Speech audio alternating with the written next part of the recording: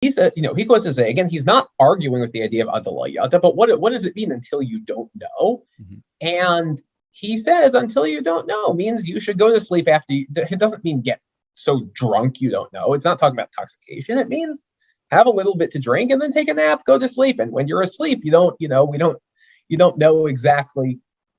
You can't tell the difference between things in your sleep. So Adla Yada means take a nap after you have a little bit to drink at your Purim Suda. And although he does pick up Rabbeinu Ephraim's notion of drink a little bit more than you're used to, doesn't necessarily have to be that much, but just more than you're used to. But Rabbeinu Ephraim doesn't say anything about going to sleep. That's the key. Rabbeinu Ephraim thinks Adla Yada, do away with that. We don't have this idea of Adla Yada, just drink a little more than you're used to. The RaMA is trying to practically not have you drink any more than Rabbeinu Ephraim thinks you should drink, but still find a way to be Mekayim this idea of Adla Yada by going to sleep. Yeah.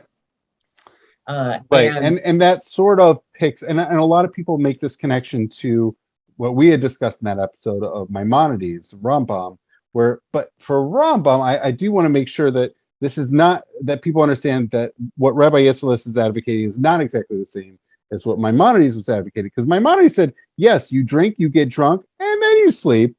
But like here, he's saying drink a little bit more than normal, and then you can sleep and you won't. I think the RaMA thinks he's giving an interpretation of the Rambam, but like you said, I don't think this is the simple reading of the Rambam. The Rambam says, Adche yishtaker v'yeradim b'shichruto. Sounds like until you become intoxicated and pass out in your drunkenness. Right.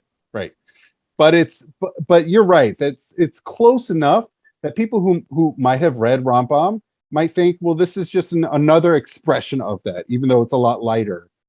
The idea that sleeping can be an expression of Adla Yada is definitely taken from the Rambam, no question, right? But the Rambam encourages drunkenness that gets you to the point of sleeping, at least what seems to be the simple way of the Rambam, whereas the RaMA is just taking that idea of sleeping and isolating it from the drunkenness.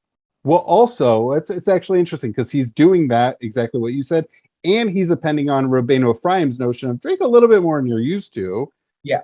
So it's clever what he's doing there. And then he also adds in another piece to it as well. He says that you can do a little bit more, you can do a little bit less. Like was that in the RaMA? That's in the RaMA itself. Okay. Yeah, you're right. So he's saying you don't have to be so specific. You don't have to be so exact. It's, you want to have a little bit more. You don't have to have a little bit. Like it's not so extreme. He's like, yeah, a little bit less or more, whatever. It's not. Although it's cute. He says, that there's a certain. It's not that you're just getting drunk or even just drinking a shot or two. It's you still have heavenly intentions, which is right. And that that certainly gets picked up on a lot by. Maybe we'll have another episode to discuss 18th and 19th century Achronim, but that gets picked up by them a lot as well. That line that whatever you're doing, you got to make sure your kavanah is l'shem shemayim.